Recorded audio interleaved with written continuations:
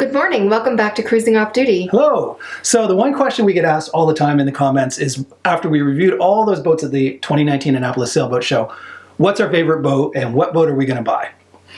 We can't tell you? We can't tell you. No, we have favorites, but if you've watched the channel all the way along, you kind of know that we're big proponents of buying used, only because just like a car, a boat is a depreciable asset. Yeah. And most of that depreciation happens in the first 5 years. Yes. So we're kind of aiming to buy a used boat around 5 years old, hopefully a gently used boat, owner-owned, not a charter boat. Not an ex-charter boat, because we know that charter boats get the We don't want that. crap kicked out of them. And they can dress it up and put lipstick on that charter pig. Boat, we decided that one time we took a charter. We will never buy a chartered boat or buy a boat and then charter it for a few years. Yeah. We were on a 1-year-old boat and it had so many broken things on it after 1 year. It just scared me that if we ever bought an ex-charter boat, they might be able to band-aid a bunch of things so it looks okay when you're first buying it, but then after you sail it for 6 months, all these things start falling apart. Yeah. So we have a list. We have a list of every boat we did at this 2019 Annapolis Sailboat Show, and we've broken them down into price ranges. Now what we're going to do is we're going to tell you what boats are in that price range, and then we're going to tell you which one is our favorite. Now keep in mind the price we're going to quote you for these boats is what the price is new. Right. And we assume when you get a 5-year-old boat, We're hoping you get at least a 30% discount on that price. Yeah. Because most of the, like I said, most of the depreciation will happen in the first 5 years. So in the price range of $500,000 to $750,000, which, believe it or not, it sounds like a lot, is actually the budget side of liveaboard catamaran. Yeah. There were 3 boats that we saw at this year's show. Now, granted, we didn't go through all the Lagoons, Leopards, Fontaine Pajots this year. We've done that in previous years. You can go back and watch our episodes on that. We did go through one production boat, an XS, which is actually made by Beneteau, which also makes Lagoon. So it was a production boat. It was the only production boat of the whole show we saw this year. So in that price range was the Seawind 1260, the Maverick 440, and the Excess, ends up being like a 38-footer, right? So that one was a clear winner in this category. The Maverick. The Maverick 440 is definitely the clear winner. We kind of are starting to feel like, in all likelihood, we're going to get a boutique builder, which means non-production, mass production boat, unless we get a wicked deal on maybe like a Lagoon or something. But if you watch our episodes from last 2018 Annapolis Sailboat Show, we like the Lagoons. I do, and I like the new Leopards as well. Yeah. So yeah, we could end up with one of those, but our preference is definitely not. The only reason, and you're probably wondering why are we sort of, we'll be honest here, sometimes there's a bit of a quality concern with the mass production boats. They build so many boats. And for me, it's mostly the aesthetics. Yeah. Like there's no special, attention to detail. Finishes on them. Yeah, the finishing is very IKEA. Yeah. It looks like they just slapped in the squarest, most basic woodwork and called it my home. It's going to be my home. I'm giving up my house. I want something that I love. Feels quality, right? Yeah. Yeah. So, so the Seawind really wasn't kind of our boat. It was more of a performance, very Spartan inside, not a lot of wood, not very, it felt like a good boat if you lived, let's say, in California or Florida and you wanted a boat for those weekend getaways to the islands. It'd be a great boat to stay on for a long, extended vacation, but living on it, A, it was a little small. It was only like 30-something feet. B, it wasn't very well pointed inside. Basic inside. Very basic. So Seawind, not for us, but if you are somebody who's just using a boat as a temporary a vacation boat, it might be a good option. It's also very inexpensive. I think it was only like $450,000, brand new. So that's pretty cheap. Maverick ticked almost every box. I love the wood inside. I love the finishings. It's beautiful inside, and the layout as well. Like the way they have the kitchen laid out and the laundry right there, but next to the kitchen, which is a good spot for it. Yeah. Anyways, you saw it. Yeah, and if you haven't seen it, go back. What I'm doing with this green screen behind us is I'm putting the video of the episode, and I'm going to put the date that we published it, so you can go back and find that full episode on it. So the Maverick one, hands down, again, the only other boat that was in that price category was the XS. It's like a 38, and in essence, it was a Lagoon 38. Might as well say it's pretty much the same sort of layout. It had dual helms, which we weren't really a fan of. Anyways, it didn't really win us over. So there you go. The next price range was $750,000 to $1 million new. In that price category were 3 boats. There was the Knysna, 50-foot, which was supposedly fully equipped, about $850,000. Which is awesome. Which is a good price for a 50-foot boat.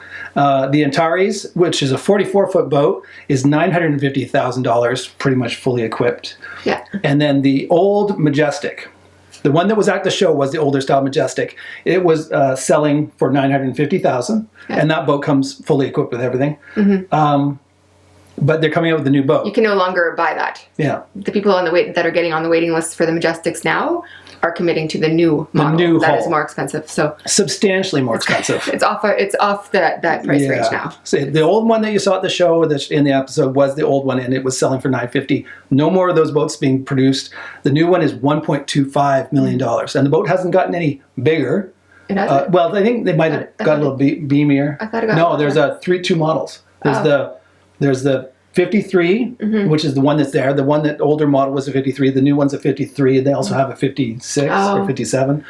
But the price of the 53 and the new model went from $950,000 to $1.25 million. That was a substantial jump in price. The old model was retailing at $950,000, fully equipped. All inclusive, including the dishes. Including a scuba compressor. Yeah. Including everything. It was a great deal. We used to love that boat for its price. It's best bang for the buck. It was a top contender. Yeah. Which brings it in a totally different price category. 0.3 mil more. Yes, it's very, kind of disappointing for us. Yeah. So anyway, in the $750,000 to $1 million, we're picking the Knysna as our favorite. Yes, I love that boat. Beautiful. Yeah. I love the finishings. Like, it was luxurious feeling inside for the price. It was so much to offer.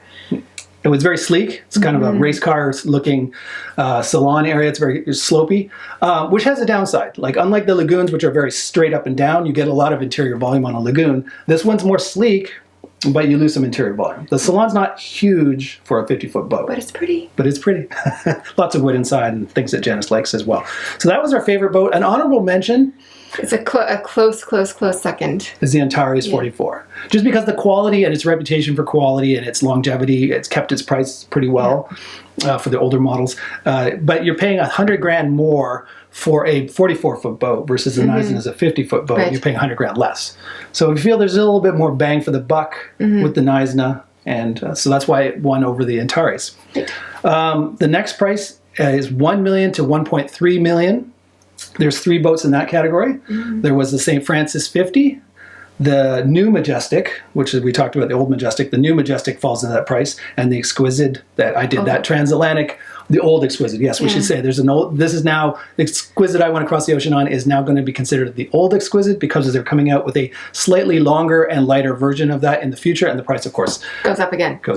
Similar to the Majestic. So the existing Xquisites that are out there, again, we're looking for use. So when we say these boats are no longer in production going forward, but these boats are being sold now, which means they might be 5-year-old boats when we're ready to buy. Maybe, but I don't think there were that many hulls of the Xquisite made of the old model. There was actually, I think there's 17 hulls that were produced before they decided to switch to the new mold. So between the St. Francis 50 at $1.2 million, Majestic, a new Majestic at $1.25 million, which we haven't seen yet. We've only seen schematics and CAD diagrams of it. And the Xquisite, we're going to pick the old Xquisite. The old Xquisite that we would get it. Yeah. So in that case, if it's since it's no longer technically available, the next choice is the St. Francis for sure. Yeah. The St. Francis is that shape, and the hull's been around, and they didn't talk about revamping that hull, so that one should still be around. And it was. I know a lot about the Xquisite, the quality, so I have confidence in the quality of the Xquisite. The St. Francis has a good reputation, but like I said, I haven't sailed it. So it's hard for me to say I'm picking it over the Xquisite. I know a lot more about the Xquisite than the St. Francis, but we'd be happy with either of those boats. Yes. And granted, those boats would have to come down. Or the new Majestic. We'd be happy with all 3 of those boats. Yeah. But they'd have to come down substantially. You got to remember, these are $1.2 to $1.3 million boats. And to get into our price range, they'd have to drop a chunk. So yeah, we'd have to find a fire sale price or something like that. So the next price point is $1.3 million to $2 million. These are boats that are clearly out of our price range completely, no matter how much they depreciate. Dream boats, yeah. We have the new Xquisite, which is now going to be a 53-foot boat. And according to Tomas, he told me it's about a $1.6 million. I wouldn't even be surprised if $1.7 million for the new boat when you get fully equipped with lithium and everything you want. That's way out of our price range. But that boat would probably be just as good quality-wise as the old Xquisite, but now it's lighter and longer, so it should have better performance capabilities. The other one was the Balance, which is definitely a performance-focused catamaran. was beautiful for one with dagger boards and stuff. Didn't feel like it was eating any of the interior that much. And it was gorgeous, yes. Yeah, and the balance can come in either mode. It can come with dagger boards or without. Yeah. Yeah. And then the third one was the Privilege. Yeah. The Privileges was the very last episode you saw us go on. With the big master. The big master cabin at the bow of the boat. Which I love. Yeah, Janice really loves that. I like it too. So of those 3 boats, we haven't seen the new Exquisite. The price has jumped up to $1.6 million. So we're really hard pressed to say whether we would like that more or less. Yeah. If we had this kind of money, which we don't, we would go with the Privilege. Right. That's the one we chose. Again, once I see the new Exquisite, maybe it'll win me over. Win the Privilege, but we haven't seen it. The balance, again, for those performance-minded people, it's a good option too. It's beautiful for a performance boat, but it's performance-oriented, and we're more comfort-oriented. So very much. And then there was one more boat at the show, and it was beautiful. It's above $2 million. Depending if you're getting the carbon fiber version or the e-glass version, let's just say it's about $2 million plus. Especially if you get the carbon fiber, it's probably more like $3 million. And that was the HH. Yeah. But it was gorgeous, wasn't it? It was beautiful. Felt like a James Bond boat. Yes. In the salon. It was an amazing boat. Yes. But we were just like drooling, but knowing we were dreaming at the same time. That's never going to happen. So, at least for us. But I mean, for those viewers out there that have much deeper pockets, that might be a perfect boat for you. So go back and check that out. So again, as we talked about each one of these boats, I would have thrown a little bit of the clip of the episode with the date. So if you want to go back and watch any of those episodes, definitely go back and do it. And I guess that's it. Oh, I wanted to mention too that we're going on a bit of a hiatus. Yeah. Not that if the channel stops producing videos for a little while, don't worry. We aren't stopping the channel. It's just that we aren't... we have no sailing coming up in the near future. Yeah. You never knew. We thought maybe somebody might invite us to do a test sail or a passage. One of the production companies, boat builders might do it, or some new owner of a boat that's really proud of their boat might say, hey, come do one of our first passages with us. And if we've been invited to do that, we would have done that this winter. It's winter here in Canada, and we have to get away from the winter for at least a couple of weeks. Yep, so we're going on another cruise in a couple of days. Yes. And we love cruising, but we're not going to do a big production about it. Yeah, even though this channel is called Cruising Off Duty, it didn't mean to be cruise ship off duty. Yeah. So, yeah, we've done that in the past. We filmed our cruise. We might do one little summary episode of the entire trip. But because we're going scuba diving a couple of times, and there might be some stuff. We're going to film. We're going to bring our vlog camera and our GoPros and all that stuff to film the scuba diving. And if it's interesting, when I get back and look at the footage, I might throw it an episode about the whole thing, maybe one episode to summarize our whole trip, but it won't be like every day is another episode or broken down like that. So anyways, because of our vacation coming up and whatnot, there might not be an episode for a while. I just wanted you to be aware so you don't worry. And for all those patrons out there, just rest assured we're still around, and it doesn't cost you anything to continue to be a patron because, of course, it's per video. So if we're not publishing any videos, you don't get charged anything. So there we go. So that's it. Okay. Hopefully you found this whole series of us reviewing catamarans informative. Clearly our next stage as we get closer to retirement and when we're ready to buy is we're going to have to do a lot more test sails. Yes. Like, beautiful to look at them at the dock, and you can listen to the salespeople tell you how it's a performance cat and it sails really well, but unless you actually sail it, and for more than just a couple hours at the boat show, like actually do a passage from maybe one Caribbean island to another or whatever, that's when you're really going to sense if this boat sails well, if it makes a lot of noise when it's underway, if there's a lot of squeaking and banging, and that's something to keep in mind too. And we won't know that unless we start test sailing. So hopefully some of these production companies will do what Xquisite did and invite us to come out to their factory or do a test sail on one of their new boats, and we'll be able to bring those episodes to you. Yes. So hopefully that's something you found informative or entertaining. If so, show the channel some love by giving it a thumbs up. And please subscribe. Subscribe. Until next time, this is Craig. And Janice. Signing off, saying ciao for now. Weigh anchor and hoist the sail.